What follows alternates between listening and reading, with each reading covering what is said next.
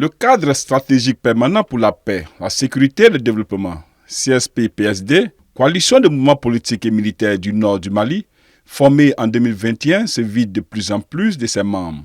Constituée au départ par la coordination des mouvements armés de l'Azawad, la plateforme des mouvements du 14 juin 2014 d'Alger, le mouvement pour le salut de l'Azawad, MSA, le GATIA, à ce jour, presque les membres fondateurs du CSP-PSD ont presque tous démissionné, excepté la SEMA et une aile du GATIA. Pour l'enseignant-chercheur Pierre Claver Bakoroba Traoré, analyste politique, il pense que les mouvements signataires doivent s'entendre pour la relance de l'accord.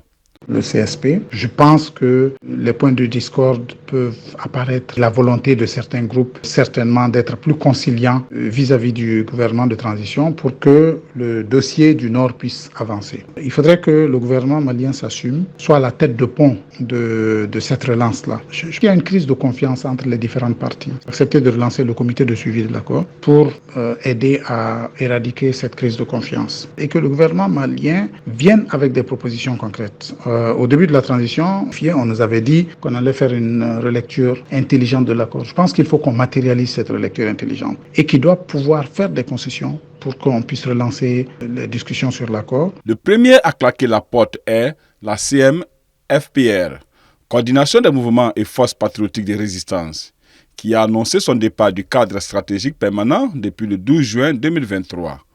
En outre, la division au sein du GATIA, groupe d'autodéfense des Touaregs, Ngag et alliés, membres de la plateforme, impactent les activités du CSP.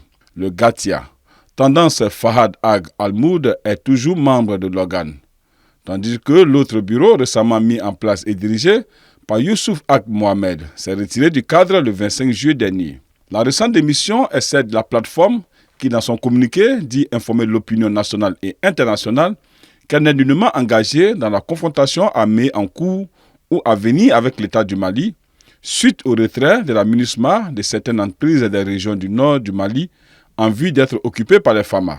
Quant au mouvement pour le salut de l'Azawad, membre du mouvement de l'inclusivité, sa démission fait suite au communiqué publié par le CFP-PSD le dimanche 10 septembre 2023, accusant le gouvernement du Mali de violer les termes de l'accord d'Alger et de rompre le cessez-le-feu obtenu le 23 mai 2014. L'actuel ministre des Maliens établi à l'étranger, Moussa Ag Attaher, représentant la coordination des mouvements de l'Azawad au sein du gouvernement, s'est officiellement démarqué entièrement des actions posées par le CSP ce 1er octobre et aussi lancé un message à l'unité nationale de reconnaître le caractère unitaire de la République et d'inviter l'ensemble des Maliens à s'inscrire dans cette dynamique. On se souvient que le 6 avril 2012, sur le plateau d'une chaîne télévisée française, Moussa Ag Attaher, alors porte-parole du MNLA, qui avait proclamé la prétendue indépendance de l'Azawad, une déclaration rapidement rejetée par la communauté internationale. Les ex-rebelles Touaregs de la coordination des mouvements de l'Azawad, SEMA, signataires d'un accord de paix, se sont dit en temps de guerre avec les autorités de la transition.